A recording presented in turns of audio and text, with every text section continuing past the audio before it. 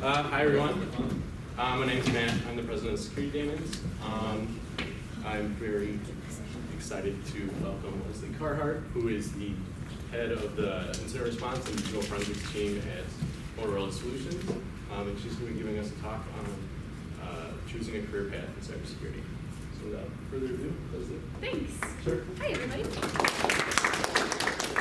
can hear me talk it, don't vlog it. But, okay. So, well, it's very nice of you. So what we're going to talk about tonight is we're going to talk about choosing a career path and getting a job in security. I know it's not the coolest, trendiest topic that we could possibly be talking about tonight, but it's a pretty important one. Who am I? As he said, I run a digital forensics and incident response team at Motorola Solutions in Schaumburg. I have a whole bunch of alphabet soup, which we'll talk about is not the most important thing in the world. I've been in InfoSec professionally for about 8 years, in IT about 17 years, and I spent about 15 years in the Air Force as well. I do a lot of blogging, I do a lot of con speaking, and I'm on staff at a couple cons on the CTFs, etc. And I graduated from DePaul in 2006, so it's kind of cool to be back. So, stuff we're going to talk about tonight. We're going to talk about, you know, there's a lot of different segments of security that people get job roles in. You kind of start out at the fundamentals and then you branch off into specializations. And I know that some of the things I'm going to talk about tonight are going to be things that you as very involved security students already know. So please bear with me because I have to start at the bottom for everybody's sake when we're talking about these job roles and what they do. But we're going to go into a little bit more detail into what each job does, what the requirements for that job is, and who might want to get into it. We're going to talk about some outside study things outside of this room and outside of DePaul that you could be doing today to better your chances of getting a job that you want in security. We'll talk about the big question of certifications, and we'll talk about continuing education after you graduate, what's useful to keep your career up to date after you graduate, after you do all these wonderful things here, and you want to keep up in a fast-paced career field. And finally, we'll finish off with a little brief overview. I know you just had a talk on resumes, but I'll give my 2 cents on resumes and interviews because I do a lot of interviewing people as part of my job role. And then afterwards, we can have a little bit of discussion. If anybody wants me to look at a resume or chat one-on-one about career paths, I'm happy to do that. So let's start out with what we're not going to talk about tonight. Unfortunately, as I mentioned, this is not going to be an awesome, cool zero-day talk. I apologize for that. This is going to be a very pragmatic talk about business and how to get a job and work in security. And it's not going to be a talk about a guaranteed way to get a job. Obviously, I have to put that disclaimer in there though. Nobody's degree will ever guarantee you're going to land a job at InfoSec, great market or not. You have responsibility too, outside of just getting that piece of paper. So those things, those are what we're going to talk about tonight. So let's start out with specializations. Now, as I mentioned previously, there's a lot of different areas of security. If you were a security person in the 90s, you might have not even been a security person. You could have just been a general systems administrator who happened to do some security. But if you were a security person or a white hat hacker, you kind of branched out into all areas. You did some cryptography, you did some forensics, you did some defense, offense, you did some pen testing. But today that's not the case. People tend to specialize a lot. And especially in larger companies where there's larger security teams, and that's becoming more and more prevalent. If they don't, they pull in a contractor who does. We see a lot more of that specialization because there's so much stuff. There's so much to learn in each one of those tiny niches that you could spend your entire career studying one niche and not cover all the material on it. So I think it's really important when you're in a degree program in school to have an idea of what's out there. You don't have to decide today, hey, I want to be a malware analyst. I know I really love this and that's what I'm going to do for the rest of my life. First of all, that's not an entry-level job. You're not going to be a malware analyst day one. It's very, very unlikely. You don't have to decide today, but you might want to have an idea. I kind of want to go this route. this is kind of a field that I'm kind of interested in. I want to do some job shadowing in that area. I want to do a little bit more exercises on my free time on this particular area of security. I want to do some projects, some talks. These are the things that I want to read more about and learn more about. I will recommend that even if you are like, right now you're sitting there and you're like, I love forensics. Forensics is so cool. And this was me when I was sitting there 10 years ago. It was like, oh my God, I'm going to do digital forensics for the rest of my life. It's awesome. It's so cool. Oh my God, hard drives. Even if you're sitting there right now and you're doing that, I really encourage you to get exposure to a lot of the other areas of security because, first of all, it's beneficial for you to have at least a 50,000-foot view of all kinds of different areas of security. But also, it's very beneficial to just understand that those areas exist and maybe explore them a little bit more and find something that you didn't realize you were interested in to begin with. And I apologize for walking over here. I don't have a remote with me today. I had every other connector known to mankind, but I did not have a remote. All right, so this is one of those things where I said earlier, this is probably elementary stuff to you guys. But we're going to start from the fundamentals. So, when we're talking about job roles and niches in security, we normally talk about the blue team and the red team, right? Everybody cool with that? All right, so the blue team is the defensive side of security. Everybody in the blue and the red teams in professional InfoSec is doing legal, white hat things. But the blue team is more on the keeping people outside. The red team is more on the penetration testing, offensive side of things, figuring out how to break things so that the bad guys can't do it. As I mentioned previously, it's really hard to be an expert at every field. And it's really a better idea to just have a 50,000-foot view of every area outside your own niche. But a really good defensive person has done a moderately substantial amount of red teaming, and a really good red teaming person has done a moderately substantial amount of blue teaming. And we have people talking about the purple team now.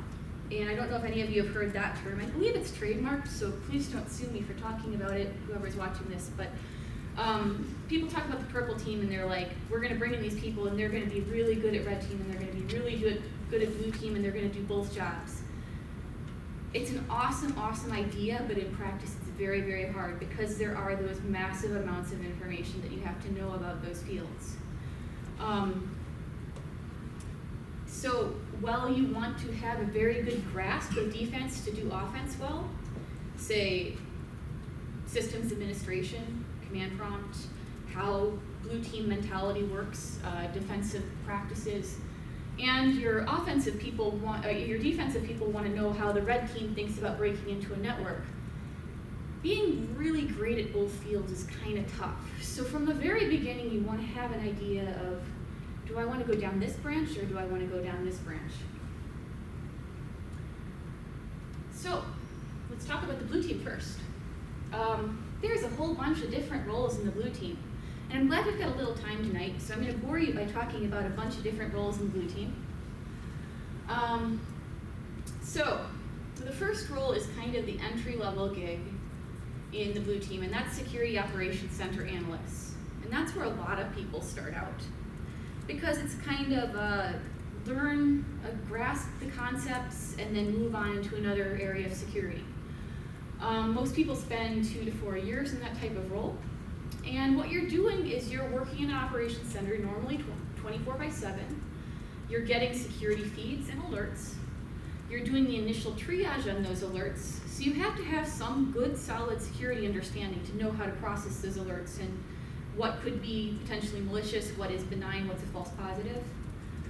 And then parsing them out to the right groups and the more advanced tiers of security to deal with them after that point. That is a great role because you're getting exposure to a lot of different types of events and a lot of different types of security incidents.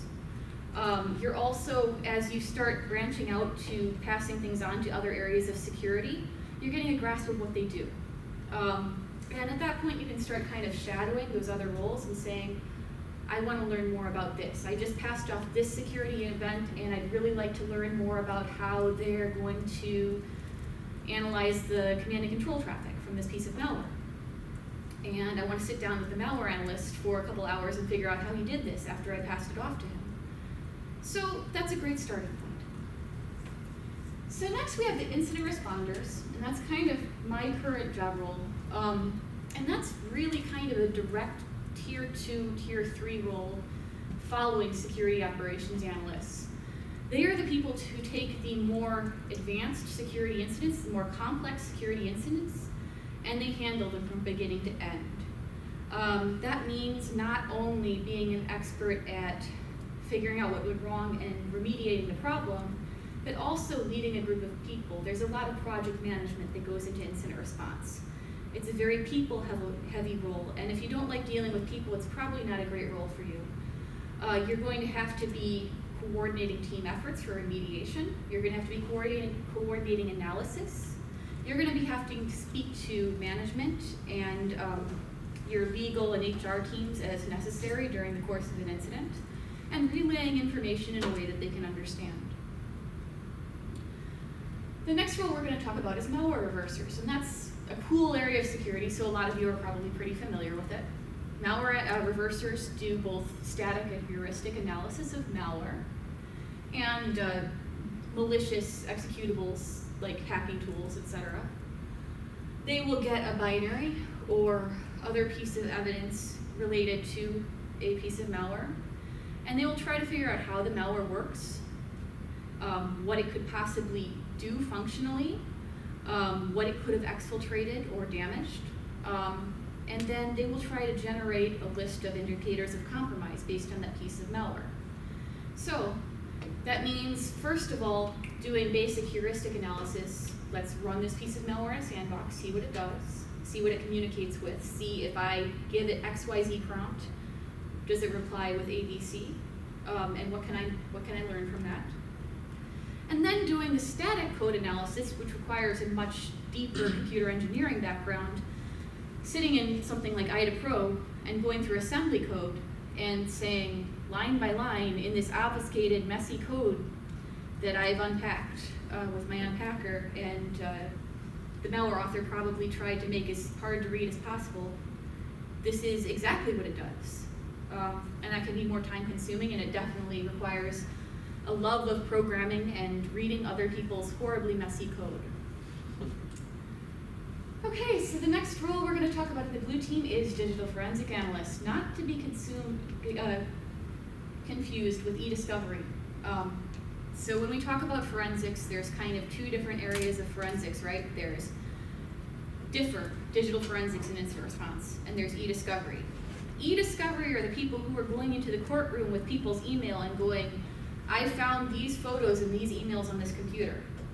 And they're the expert witnesses. They're the ones who work closely with legal. They're the ones who are involved in legal cases traditionally. And there's a lot more of them, because every law firm has to employ some private detectives, and then any company that is interested in managing their own legal interests and who has digital assets. Differ people are doing a different type of forensics. They're using a lot of the same tools, commercial and open source. But they're doing more of the, how did this computer get hacked? What was stolen? How long were the attackers there? How did they maintain persistence? So you're looking at the same pieces of evidence on a computer, like memory and disk, but you're drawing different conclusions, and you're looking often over different time scales, because in terms of compromises on systems, usually we're still looking at long periods of time, months or years, while a legal case may just be, I saw this guy looking at inappropriate pictures last week, go through his hard drive, recover those pictures. We could be trying to find evidence of a malware infection that occurred a year and a half ago.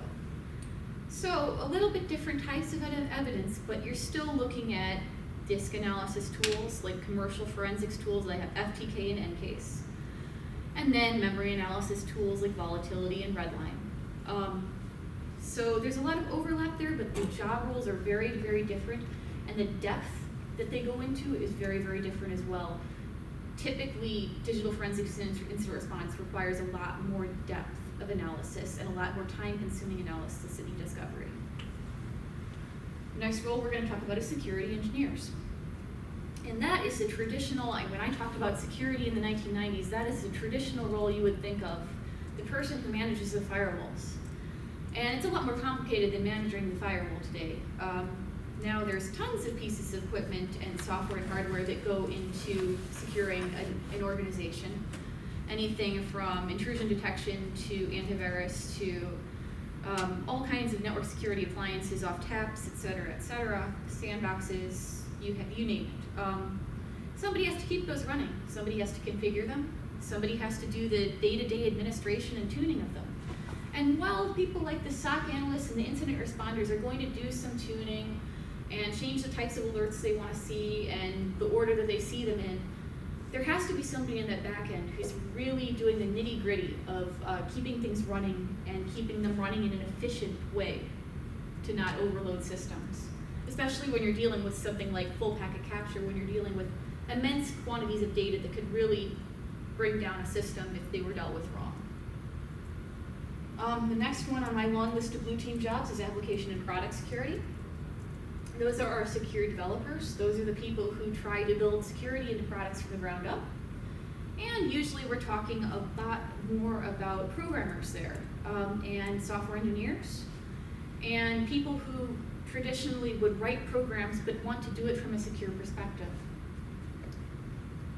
Governance, risk, and compliance is a little bit higher level area. The only kind of entry level field in that arena is auditing. Those are the people who are doing the on-paper policies and governance of security in organizations. And those are usually higher level people like CISOs, but there's also risk management people and auditors who are involved in security in any organization that's doing security themselves. Identity and access management, you see that more in larger organizations. Those are the people who are handling accounts, who can access what, and what kind of credentials they need to access them with. That is actually, yes, it's usually a separate job role in a large organization. And finally, the other cool trendy thing of the year is threat intelligence. I put it at the bottom because everybody talks about it too much. But threat intelligence are the people who go out and try to find closed source and open source intelligence about what the threat landscape looks like. So not just indicators of compromise. We're not talking about lists of IPs. That's not threat intelligence. Threat intelligence is who's going to attack me using what. Not necessarily who as in XYZ country, but am I being targeted for my assets, for my engineering designs? Am I being targeted financially by, cyber criminal organizations who want to make quick money? What types of bad actors are trying to target my environment, and what could they go after? And then, once I have an idea of that, how can I catch them? Once I know what they're going after, it makes it a little bit easier to figure out where to put a sensor. If I say, well, I've got $10 million in this server, this financial server, and I think that people might try to get onto that server, then I probably want to make sure it's patched and that there's a sensor in front of it, and probably intrusion prevention instead of intrusion detection, and that there's defense in depth and multiple layers of detection and security there. So threat intelligence is a much more complex and resource-intensive role than people give it credit for when they're talking about a cool, trendy job field. Okay, the red team, the cool part, the fun part that everybody wanted to talk about. So, penetration testers. I don't think I have to go into a lot of elaboration there. Penetration testers do a wide range of tasks.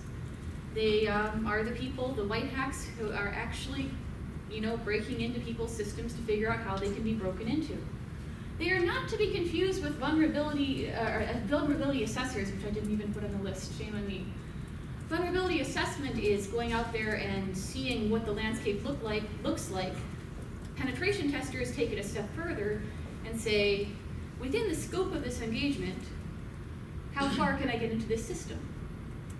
And then they write a nice report, and yes, penetration testing is very heavily focused on report writing. So it's not all the cool rock star job that people think it is. It involves a lot of legal agreements and a lot of report writing after the fact, and a lot of phone calls. And if you're doing it professionally, usually a lot of travel. Social engineers. So I'm kind of putting that in lieu of physical penetration testers, which causes some confusion.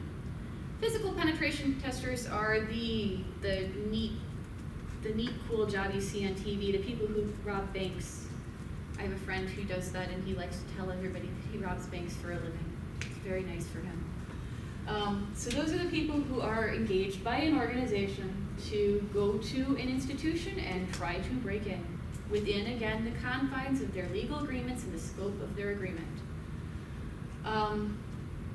What types of skills are required for that? Well, not just, I mean, you don't have to have great computer skills to do this job. There's a lot of in-a-box solutions for plugging into a target network for physical penetration testers now. They do have to have really great social skills. They have to be able to walk into a building and make it look like they belong there.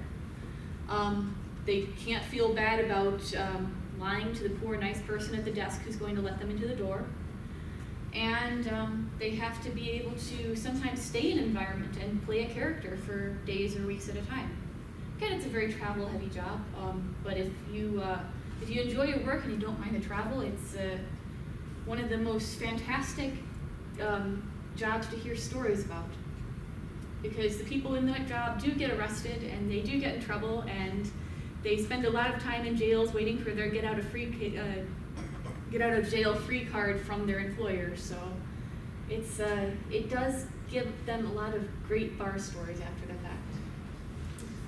Vulnerability researchers. Okay, vulnerability researchers are the people who look at software and products, and they try to find holes in them. A lot of vulnerability researchers are freelance. They find a subset of products they want to look at, and they try to either sell or get bug bounties based on what they found from organizations. There's also vulnerability researchers employed by companies who look at their own products internally. So that's another job that's deceptively small in 2 words there, but is a very wide range of tasks and roles involved. And finally, malware and hacking tool developers. Yes, there are white hats who do that. There are absolutely lots of white hats who are writing hacking tools. I mean, look at Metasploit. I mean, there's tools that are used by black hats and white hats, but usually they have been written, the more famous tools have been written by white hats to do penetration testing. So it's a mixed bag. There's definitely perfectly legitimate legal hacking tool and malware authors. They're doing it academically, or they're doing it to make a commercial penetration testing product. So again, we're talking more about software engineers and developers in that space. All right. So now we go to my really messy diagram. So we really aren't going to delve too much into this. I know it's kind of a mess to look at right here, but I kind of wanted to give you an idea for the blue team and the red team, what type of path you would take to get to those different roles. So the blue team's pretty simple. Almost everybody starts out as a SOC analyst. From there, they move into incident response, they move into differ, they move into threat intel, malware reversing. The exceptions are sometimes you see legal or e-discovery people get into differ. That happens occasionally. Sometimes you see systems administrators move into security engineering and GRC/IAM. And sometimes you see traditional software engineers and developers who like looking at code getting into malware reversers. I'd say that's the most rare. In terms of threat intelligence, in the really heavy intel fields, the people who are hired by the big intelligence firms, you see a lot of traditional intelligence people, like military government intelligence people getting pulled into the cyberspace. So that's a mixed bag. There's definitely security people who get into threat intelligence, but there's also a heavy demand for ex-CIA, FBI, name your 3-letter agency, and military intelligence people in that area. All right, So, bottom line, as I've said 5 times now, I'm sorry, SOC is a great place to start when you're looking for jobs and you don't know where you want to go in the blue team and you haven't had much luck finding something specialized in the area you want to get into. You should be looking for a security analyst, security operations center jobs. That is a great place to move into other fields from, and it's a great place to get exposure to a lot of different areas of security. The caveat I will put there is that make sure that the employer plans to offer you training and they make it part of your agreement when you join a SOC. They should be saying, we will send you to XYZ training, either yearly or biannually. And they will also offer you some type of cross-training. Say, you can shadow our malware analyst, once a month. That should all be agreed on when you start the job. And if they're not offering you a way to improve, a way to advance your career, that's probably not the opportunity you're looking for. And there are a lot of opportunities in Chicago for talented security people. So give that some thought. Give your own career some thought when you're selecting a blue team role. Keep in mind when you're writing your resume for blue team roles, your experience in other areas of IT, totally unrelated to security, can be incredibly advantageous. If you have systems administration certifications, network certifications, put those on your resume because they show that you know computers. They show that you know how packets work. They show that you know how to, figure out a network problem and figure out what's a security problem versus a topological problem. So your background in a whole bunch of different areas of IT and business fields can be really beneficial. Let's talk about the red team really fast. This is a little bit hazier. Red team is the rock stars, as we all know. They're the cool people. They're much rarer. The jobs in the red team are much rarer. So if you want to get into penetration testing, a good place to start is trying to get an internship. And I put that as the base job for penetration testers here. There are a lot of internships, paid internships available, but they're competitive. We're talking about 10 jobs to 100 security analysts. So you have to be good and you have to care. There are some SOC analysts who make it into penetration testing too. It's not as common, but it happens. It's still a good place to start. You see a lot of systems administrators and programmers getting into the hacking tool and the malware space for obvious reasons. Same with vulnerability research. If you know how to code, you know how to take apart code. Same with malware analysis. And social engineers, they come from everywhere. Social engineers and physical penetration testers have been I've met everybody from locksmiths to bartenders to just people who decided to be fun to rob a bank one day and didn't want to break the law. So social engineers come from everywhere. You just have to have the right mentality and the right attitude to do it. Bottom line in the red team, jobs are rarer. Again, I'm talking about 10 jobs to every 100. They require a lot more travel. They require a lot of dedication. If you can get an internship, that is awesome. That is a super place to start penetration testing. It's awesome if you were a good IT person first, because the really good Windows administrator is the best person to ask how to break into a Windows system. And the same thing with software engineers and programmers. Nobody will find exploits in code better than somebody who sat there and wrote similar code for years and years. So those are actually really great starting points too. If you know you really want to go into the reverse engineering or the vulnerability research space, you're going to want to have a good computer science background. You're not going to learn that on the fly. You need to know how things work and take things apart to put them back together to do something else. And again, as I mentioned previously in the blue team, your totally unrelated job experience can be really beneficial, so make sure you talk about it in your resume, especially if you're a disgruntled bartender and you want to be a social engineer. All right, so on to outside study during college. So first of all, let's start out with, I'm in a college presentation, so I'm not going to bash college. I went here, I like college, yay, it's valuable. There is mixed opinions on that in the security space, obviously, I'm sure you guys have seen. I am definitely in the pro-college space. At the very least, it gives you wonderful business skills. It teaches you how to talk to management, it teaches you to write a paper, it teaches you to express your ideas. And it gives you a good historical background as well in security and IT. But InfoSec is not a 9-to-5 job. Unfortunately, I hope nobody in here thought that it was. It's not a job you get into to make a bunch of money. And classroom studies, sitting in your classroom all day, and you're outside of the classroom right now, I don't even consider this classroom studies, but sitting in your room writing a paper is not necessarily learning enough to go get a job in security. It's great that you're learning the history of security and the fundamentals of IT and how to use security tools. That doesn't necessarily teach you how to put them all together. The piece of paper that you're going to get when you graduate from DePaul is awesome. It's very valuable. It'll probably help you get promoted someday. It will not, on its own, give you a promotion or get you a job. You have responsibilities outside of that. The first responsibility is that you have to keep learning. This is a fast-paced field. Things are changing by the minute. Look at the Mirai attacks this weekend. Things change every day. If I had gone on vacation and shut off my phone for the last few days, I wouldn't have seen like a large percentage of the internet going down. And you have to care. Again, that goes along with this not being a 9-to-5 job, which it isn't. And I'm going to talk a little bit more about outside work after you graduate and continuing education. But caring is really important in this field. If you don't care, you're not going to want to sit there at 2 a.m. and see about the vulnerability that just got released.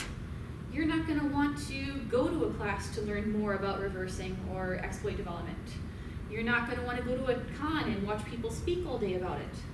So there really is a requirement that you kind of give a crap. But you're here, so yay, good job. I'm very, very proud of you all. And everything that you guys are doing here, having speakers coming in, bringing everybody together, talking about security, that's immensely valuable. You're already ahead of the game, so keep doing it. But let's talk about some other things you can be doing in Chicago, just because it's useful, and there's a whole bunch of stuff going on in security in Chicago. We're extremely active. We're more active than most major cities except for DC. The reason why you should be involved in things outside of DePaul alone is that it is invaluable for networking, and you all, I presume, want to get jobs eventually. Otherwise, you're independently wealthy, and I'm very happy for you, and go have fun hacking things in your own time. But if you do want to get jobs and meet other people in security, you've got to go meet people. You've got to go talk to people. You've got to introduce yourself, get your name out there, make connections, ask questions, and find a mentor in the security space. And a lot of the opportunities in this area, in this region, and in Chicago, they don't have any requirements. You don't have to be a professional already. You don't have to have a degree. You don't have to pay a bunch of money. Most of them don't even have like a membership or attendance fee. So let's talk about some of the things that are available to you in Chicago. Okay, so in Chicago proper, there is the persevere CitySec meetups. There are 4 of them. Don't ask me why there's not a South, I don't know, nobody set it up. But the main persevere meetup is in Schaumburg, it's in Woodfield Mall. The downtown or east meetup is in Logan Square. The western meetup is in Warrenville on Deal Road. And the northern meetup is in Glenview. They're on pretty much every Thursday of the month, and they alternate, they rotate through those locations. There is no formal talks there. They are sponsored by a vendor. You go in, you have a sandwich, you have a beverage of your choice, and you talk to people. You make connections with a bunch of other security people at all kinds of different companies in the area. You talk about the things you're interested in and what you want to do. You find a mentor, and you get suggestions for furthering your career. And then when you put those resumes out and you put them in front of people at those various companies, they'll go, hey, I met that guy, or I met that girl. They were PerfSec. They were pretty cool. I'd hire them. Your next option is the cons here in Chicago, and we have 2 of them, which is pretty unusual, actually. We have ThoughtCon 312Con, and we have B-Side Chicago. They are back-to-back in May. And those are traditional InfoSec cons with speakers. You can speak there if you have something interesting to talk about, submit to the CFP. And those are held in the city proper, so just get on the CTA and you'll be there in no time. Totally no reason to miss that. There is a small fee for ThoughtCon. It's like $150 for like the 2-day con with food and snacks and stuff. B-sides is, I forget if it's nothing or like $10. I can't remember what it is this year. They've got new organizers this year. There's 2600, which is the more traditional hackery space. A little bit more gray than white hat, but they do cool stuff and they still meet regularly. Then there's the hackerspaces, and the hackerspaces, that's one of those misleading names. Hackerspaces are not just like computer hacking, but they're also like building electronic stuff, wood shop working.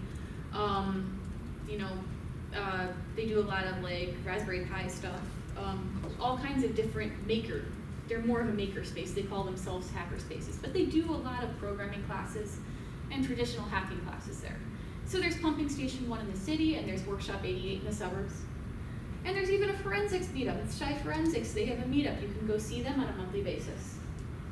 So there's a ton of stuff in Chicago. If you want to get a little bit, you have to get in your car for these ones, I'm sorry. There is CypherCon in Milwaukee in the springtime. They do a lot of crypto. It's a hacking convention, but they try to center on like crypto stuff. There's Circle City Con in Indianapolis in the summertime, which is a 3-day bigger con. DerbyCon is now the second largest hacking con in the United States. That's in Louisville in the fall. And I highly recommend that one because it's a very family-friendly, very inclusive con.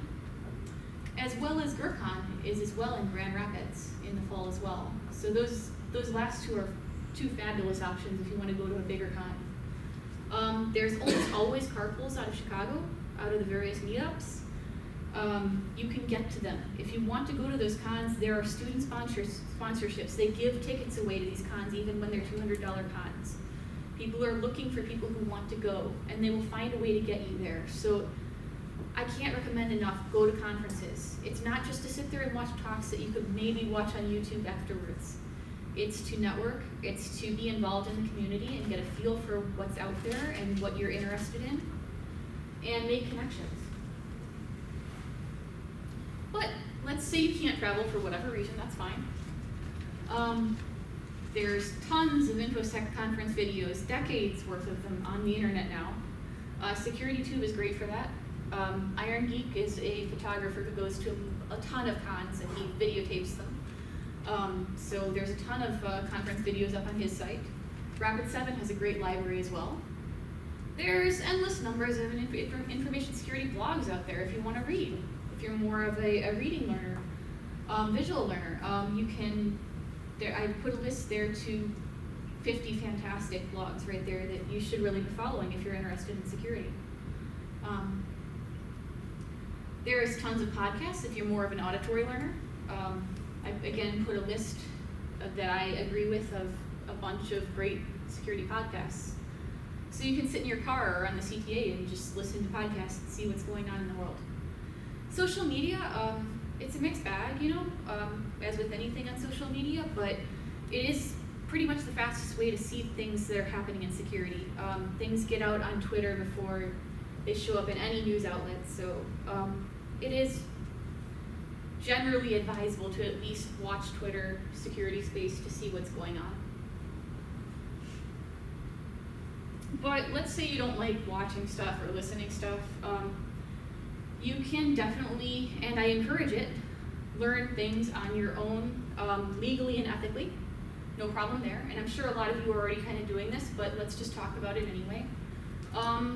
10 years ago, you didn't have like the virtualization you have now, but now we have VMs everywhere and it's fabulous. It's so cool. You can just go on the internet and download a VM with Linux pre-configured with all the hacking tools or all the forensics tools or all the malware reversing things you could possibly want. And then you can go and you can download a vulnerable VM and say, I want a VM that's vulnerable to XYZ exploit from last year. It's out there, it's probably on Runhold. You download your pen testing VM, you download your vulnerable VM, and all of a sudden you've got a hacking lab. You don't have to do anything. All you have to do is like download images and install VirtualBox, and all of a sudden you've got like what used to be like 2 computers and a switch and like noise and heat in your house. It's really awesome and you should be doing it. I highly recommend, if you're interested in forensics, download the CIF kit from SANS. It's full of forensics tools, it's a Linux VM. Remnex is a malware reversing VM, and it's full of reversing tools so that you can analyze pieces of malware, and you don't have to like install packages, like you don't have to get anything to play nicely. It's all pre-configured. It's all ready to go. All you have to do is turn it on. So even if it's not really your thing and you're watching a lot of talks, I still recommend you to look into that, because that's easy. Like you can go out and do these amazing things with like an overnight download of like 8 VMs, you know? And finally, let's talk about CTFs, and I know you guys do a lot of those, so that's awesome. Do the CTFs. Even if you want to be blue team and you never think you're going to hack anything, learn a little bit about hacking. Like I said, a good blue teamer knows a little red team. Go do a CTF. Even if you're nervous and you're like, I'm not going to do awesome, I don't really know a lot about this, I don't think I'm going to get past the first or second level, that's fine. You're not competing. You don't have to compete against other people. Compete against yourself. Do better than you did last time. You know, get out there and do it and do your best and forget what anybody else says about how you did. And do it even if you don't want to get out there and be around people. I know that's tough. A lot of us are introverts. That's okay. You know, just grab your soda, sit down, and go off in your own little world and just try the challenges. It's okay. Okay, so brief little chat about certs, because everybody always asks about certs. You shouldn't need them. I'm not in charge of the universe, though, unfortunately. That'd be pretty fun, but I'm not. So there are places where you will need certs. If you want to go work for any government contractor, you're probably going to need Security Plus. That's a easy gimme. Most of you could probably go out and take the test today for, I think it's $150 and pass and get the cert. So that's not a bad one to have because it's so widely required. For the pen testing side of things, at least doing like the penetration testing with Kali course, that's a good starting place for entry level or intern pen testers. And if you really want to do some more certs because you like doing certs and you like going to testing centers and taking tests, go get some systems administration certs. Do some Linux certs, do some Microsoft certs, do some PowerShell, stuff that'll be useful for hacking. It doesn't have to be a hacking cert. If you do some courses in PowerShell, it's like, hey, PowerShell, that's awesome. Oh, wait, Python, that's cool. It's all looks good on your resume. So if that's your thing, then I tend more to this space than, this space. Definitely don't get to your CISSP yet. There are requirements in the CISSP of work experience in security, in multiple realms of security. And those requirements, those job requirements to get the cert should be reflected on your resume. When I get resumes across my desk that have CISSP with 0 years of experience and worked in a construction company, I'm like, is this person lying? Did they just not write a good resume? Did they actually do something and they didn't put it in their work experience at all? You're not supposed to have a CISSP as an entry-level person. It's a lot of work and it's a large expenditure. That shouldn't be an entry-level requirement for jobs, and I can't say that it'll never be. Sure. I have a question, because they offer the associate. Yeah, that's a little bit different. That's different than getting the full-blown CISSP. Yeah, I think you have to retest every year for the associate. So yeah, there is you can do all the coursework for it, but actually having CISSP in your title on your resume when you have 0 years of experience it's above and beyond, and it can look almost fraudulent if you don't have the background to back it up. Because what did you do? Either your resume is so bad that you aren't showing 2 years or more of job experience, or you took the cert and you shouldn't have taken the cert by their own policy. So I definitely wouldn't go that route. And then I like SANS a lot. I think they do great training, but their classes are like $5,000. Even their community ones are 4 digits. So don't go pay for a SANS class until you're employed and an employer sponsors it. There is, if you really, really, really want to take a SANS class, there's a very, very competitive work-study program. They take a small number of people from the applicants they get, and you work at the conference, and you get to take the class for like $800. So if you really, really, really want to go take a SANS class, you can look into that. But that's that, and like Black Hat and RSA, those multi-$1,000 things. Get a sponsorship as a student, or wait till you're working and your work pays for it. Just spending that kind of money out of pocket, there's no need. It's money you could spend on software, lab equipment, things that in the long term benefit your career more. So continuing education, once you get out of here with your piece of paper and you're awesome and everybody cheers for you, you still have to keep learning. Like, I don't think that's a really big surprise. I don't think I'm shocking anybody here by saying you're gonna have to keep learning once you're in security. As I said, things change by a daily basis. My personal suggestion, this is what I advise. I tend to do a little bit more than this, but at a minimum, just based on people I've mentored and people I've worked with and the experiences of my colleagues, about 4 hours a week, like half hour a day or so, sitting there reading security news. What's new? What's changed? You can do it on your commute if you're on public transit or on a plane or something. Just spend a little time reading into that. Read a blog, listen to a podcast, etc., etc. And just spend like 4 hours total during your week, maybe just listening to a podcast in your car on your drive, finding out what's been going on. And then I suggest that I've already plugged conferences because they're so beneficial, but at least once a year get to a conference. I mean, there's 2 in Chicago. It's not that hard. We're very, very fortunate here. We're not living in the middle of nowhere, and we have those available to us. Get to those just for the sake of going to a conference, and also because once you start getting certs, you're going to need the continuing education credits, and those are going to give you quite a few. And finally, no matter what you choose to do to keep up your security skills, be involved in the community because they will help you. That's where you are going to find your next job. The vast majority of security people I know have gotten jobs at least tangentially through networking, through knowing somebody. It's still a very tight-knit small community relative to other career fields. So the more involved you are in the community and in security education and in the security field, research, etc., the more your name will be out there, the more people you will know, the connections you'll have when you need them. So whichever one of those routes, you can take my suggestions or not. I highly recommend that you try to stay involved after you graduate. Oh yeah, I love these sec reactions. Yeah, my reaction when the security architect with CCIE asked me what's Tor. Yeah, don't be that way. Okay, so resumes. Everybody's favorite / least favorite topic. I interview lots of people. I see lots and lots and lots of resumes.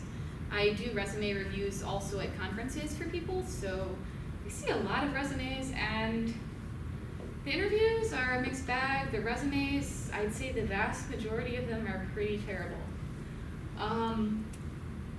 Yes, security is an in-demand, growing field, lots of job openings, can't fill the positions.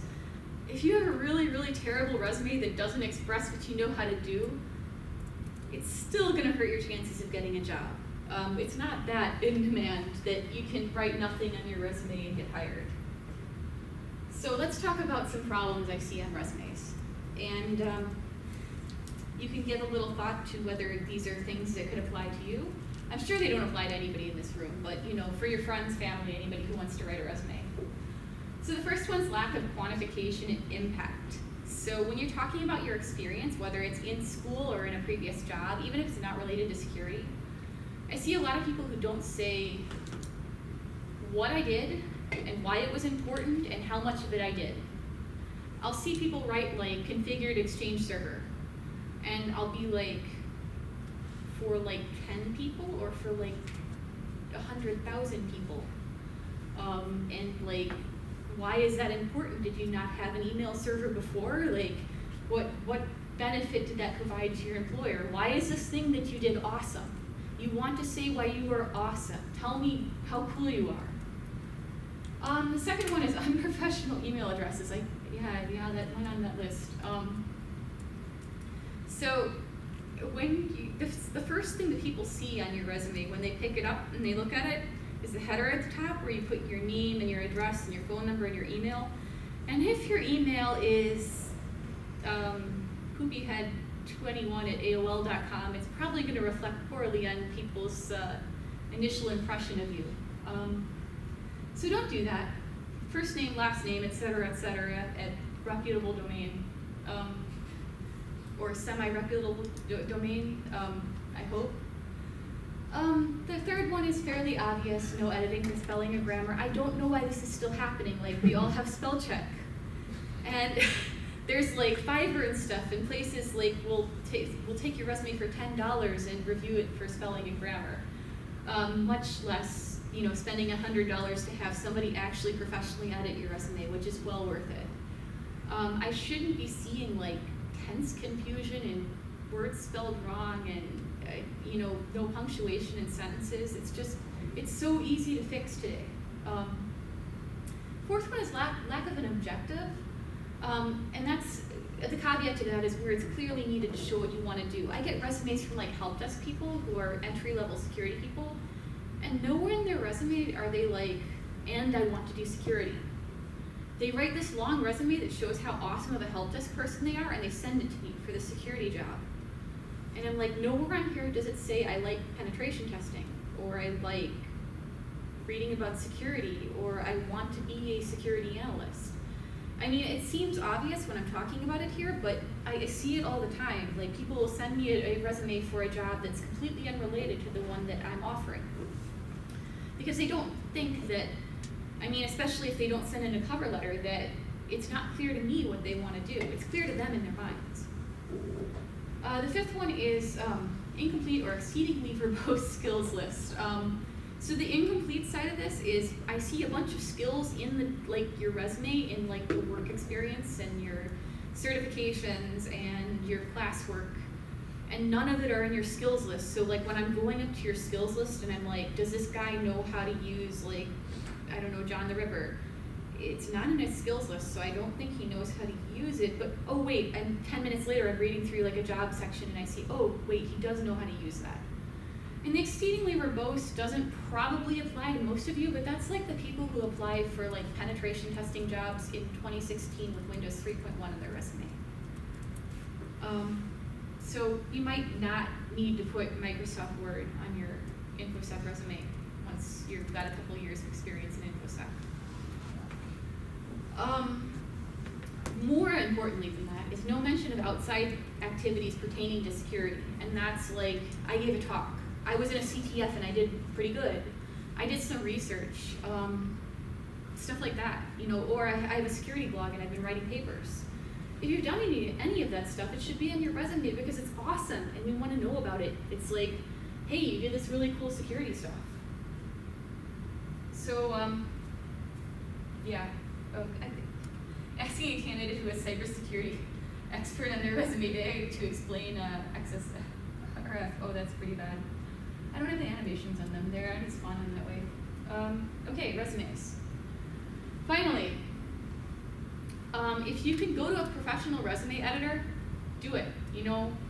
There's usually college discounts. It's usually not going to be more than like $200. Once you graduate, it's a very, very worthwhile expenditure of money. It's a lot of money, but that is, you are building your career off of that piece of paper. So if you have the time and the money to get it professionally edited, do so. But at the very least, just make it easier for reviewers to find pertinent information about what you have done and what you want to do and where you did what you have done. So how big of a company did you work for? What did you do? Why was it good? And what do you want to do next? And finally, like I said on the previous slide, make it easy for us to know that you like security, that you want to do more of it. Tell us about what you did. Tell us about what you want to do. So interviewing. I promise we're almost done. People can get more pizza. So when you're going to go to an interview, just some basic tips. Spend like 30 minutes researching the company you're going to go interview at. Again, this seems like common sense, but like know what the company does, and they're going to ask you why you want to work there, so have some idea. Always bring several printed copies of your resume. Do not be that person trying to find somewhere to plug in their USB drive. Bring note-taking materials, including questions to ask the interviewer about their organization. And arrive 15 minutes early. Something I didn't mention on there, when you arrive 15 minutes early, be polite to everybody, because you never know who's actually going to be sitting in your interview.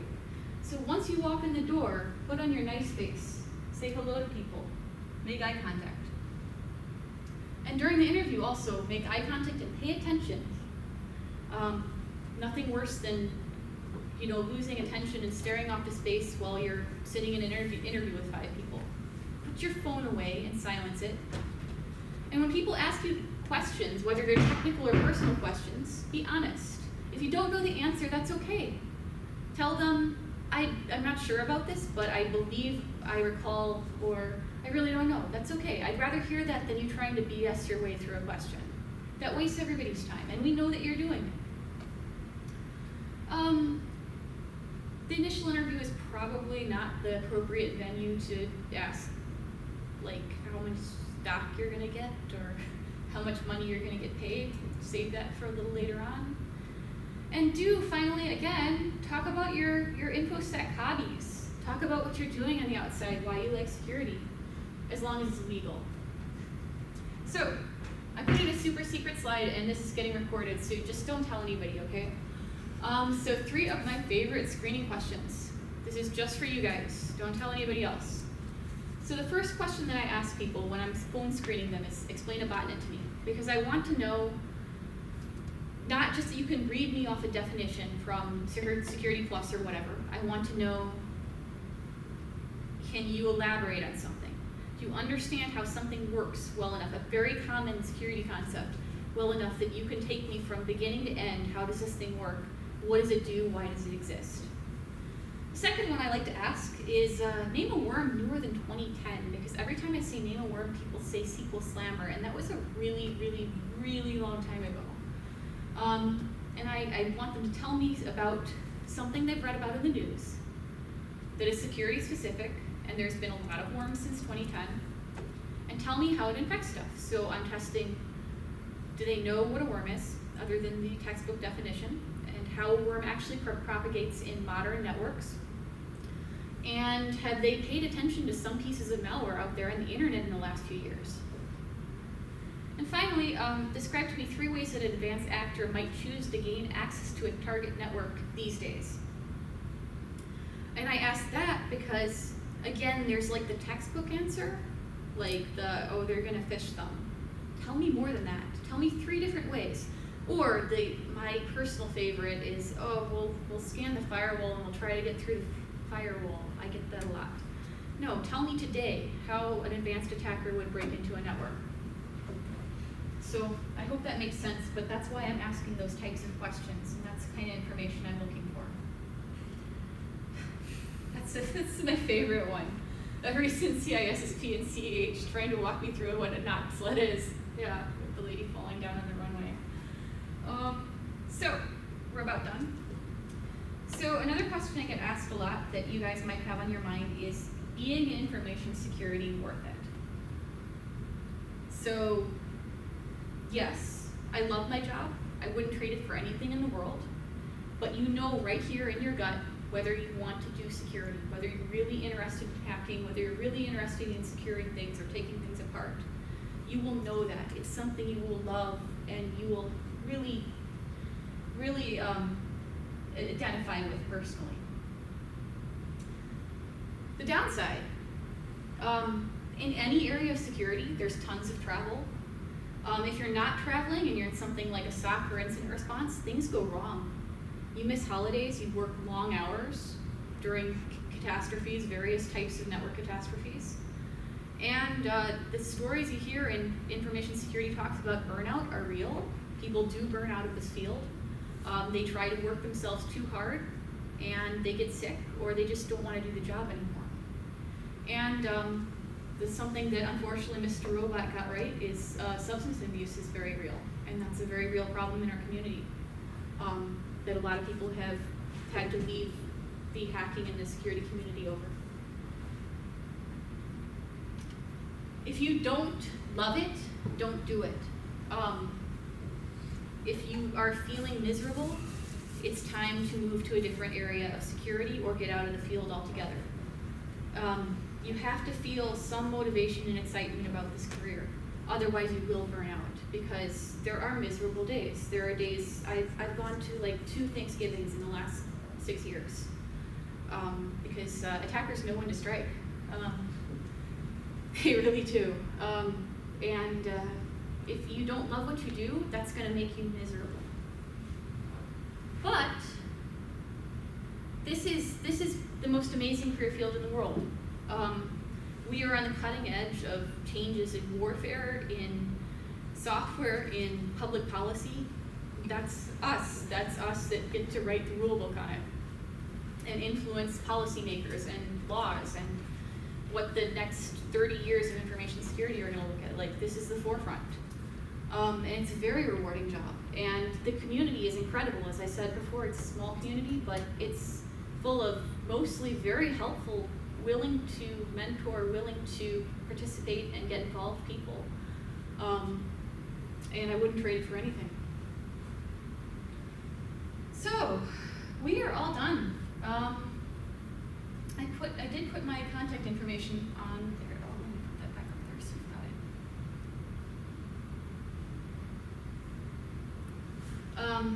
I've got my email, my blog, and my Twitter handle on there, so you can reach out to me however you want to, but I thought we'd just take some time, and we've got like half an hour. If you guys have anything you want to talk about, any questions, or if you want to do some one-on-one on resumes or career advice, I'm happy to do that. Otherwise, thanks for bearing with me for an hour. I really appreciate it.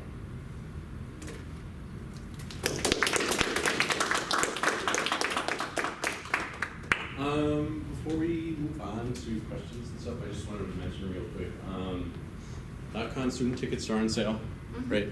They are $60, I believe, for students. 70. How much? 70-ish. $70, so that's a pretty good discount, I'd say. We've also got ShroomCon Schmooze a Student, which is a program you can apply for. You write why you want to go to the con, right? And then they select students for... They've never denied anyone. So there's that too, yeah. I mean, pretty much, I guess, if you write the paper, you get a ticket. Especially because their tickets sell out in 6 seconds for everybody else. Do it now while you can. Yeah. We've also got CTF for the National Cyber League going on right now. Preseason game is happening. And then stay tuned for CCDC announcements. We should have a meeting within the next week or 2. So yeah. One more round of applause for Lesley.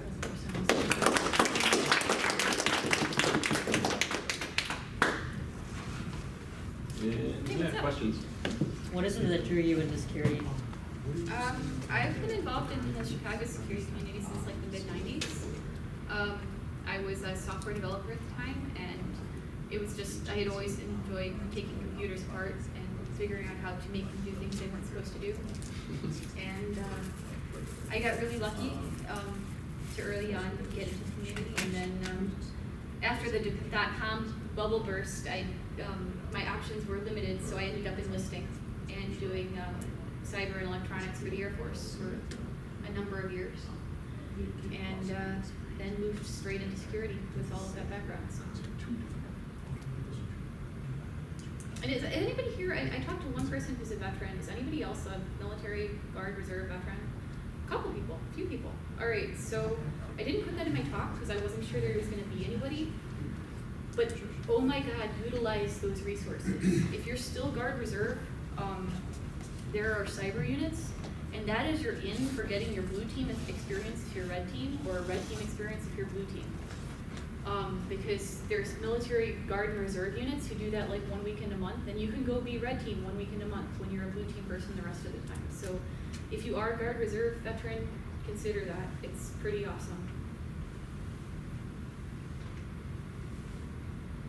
Anybody else? Okay. All right, well, if anybody wants to talk one-on-one or wants me to take a look at your resume or talk about a career plan, I'm happy to do that.